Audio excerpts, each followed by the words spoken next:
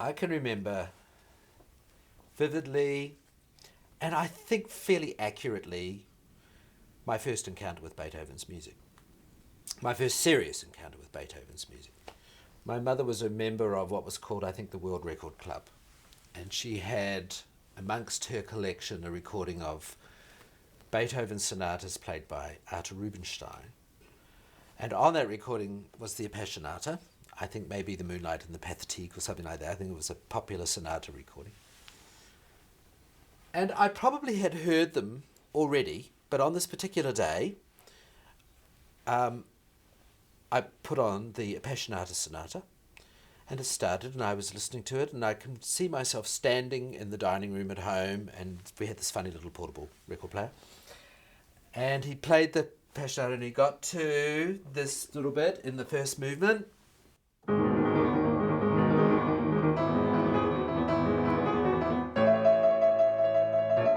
etc., etc., etc. And I can see myself standing there, and I absolutely had a moment, what I would call a moment, where my stomach, literally, I mean, I felt it, like, here. It felt like it turned over.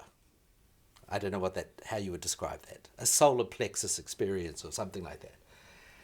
And for me, it was, even though I was a child, it was a knowledge moment. Like, it was a moment when I knew something about myself that was, like, permanent. Do you see what I mean?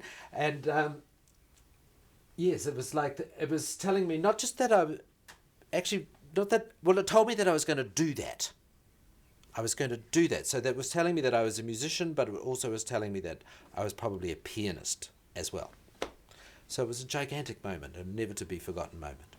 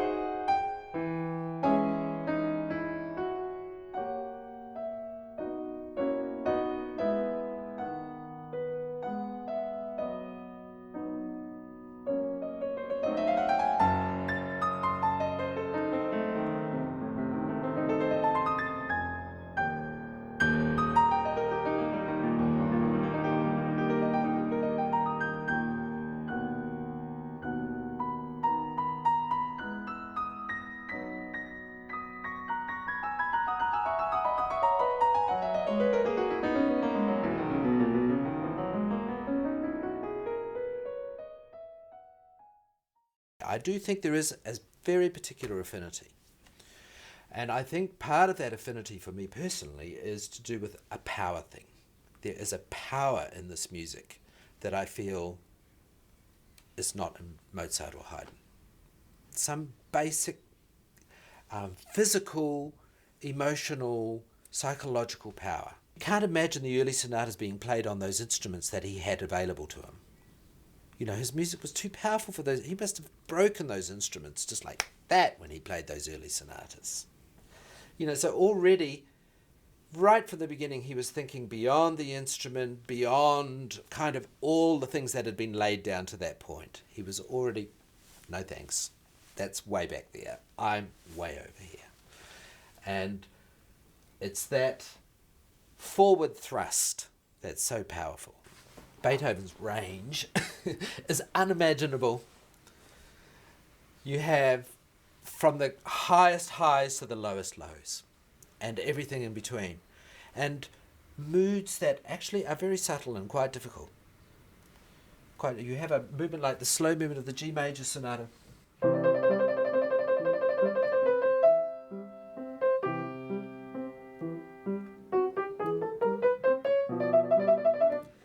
So strange. In the middle of this, yeah, I mean, it's very hard to get your finger exactly, what is that? You know, where is Beethoven there? What does he want from that music? You know, what is that? So very particular moods that you never deal with in any other composer, not as far as I know.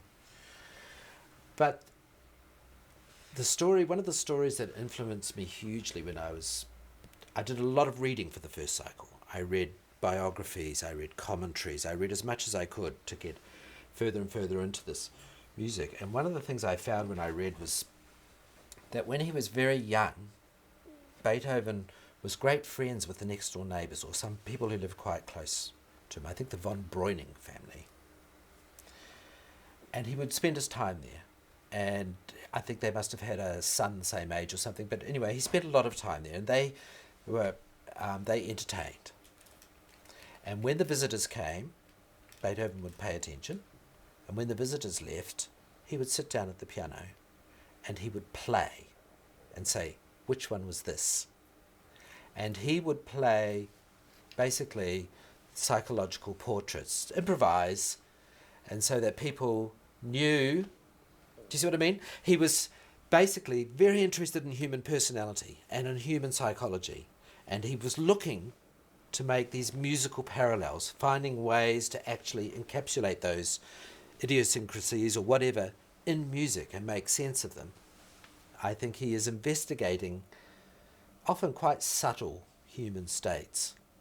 And I do think that people, whether they actually can pin that down with an adjective or a noun or whatever, whether still nonetheless recognize themselves in his music in a way that you don't automatically recognize yourself in every music that you hear. But Beethoven, often, he presents you to yourself.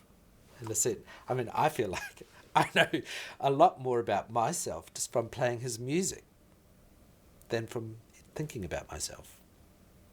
I feel like as I play, I learn. And it tells me that one of the things learning all the Beethoven sonatas told me is that you don't have to know everything about everybody or everything in order to play to the depths of them. You just have to open up, and Beethoven will show you this stuff that you don't know. It's quite a fascinating process. You know, sometimes you feel like I am inadequate for this music because I don't understand this or I don't understand that. That becomes far less important than you might think. You just play and remain somehow open to it and accessible to it, and it will just keep feeding in this information so that you learn the sonata and you know more about human people than you did before you started, even if you haven't seen another person in the meantime. It's a really fascinating lesson.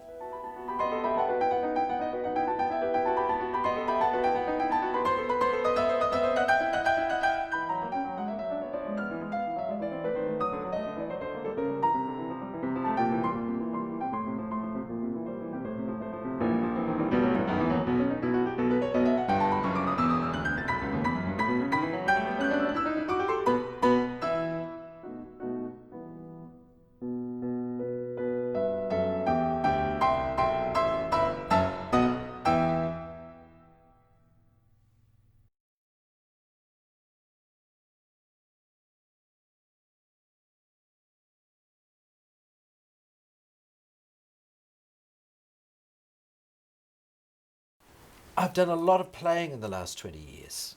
Huge amount of playing. So I have so much more experience as a pianist and as a musician from the first time. So I can't help but think that they'll be different. And that, in fact, they should be probably vastly different. I've worked on a few since then, since I did the first cycle, but most of them, it's from this point on that I will begin to work again towards the cycle for next year. So I can hardly wait, actually. I'm really dying to find out what's different, what the changes are, whether I encompass them more easily or whether, in fact, they just stretch me even further, and what my new frustrations will be, what my new satisfactions. It's not just all about me personally, of course, but what I deliver to the audience obviously will change too, but it's my process in the learning. So I am curious about what's changed, what's happened. I know that when I did the first cycle, audiences, and admittedly it was a very intense thing, 3.5 weeks, but the audiences became progressively more hysterical. they got further and further and further into the whole experience themselves. I mean, they became saturated with Beethoven in a very short period of time. And they started to see in that concentrated period, the gigantic nature of his gifts and his talents. I just hope that they have that big Beethoven experience that can be had.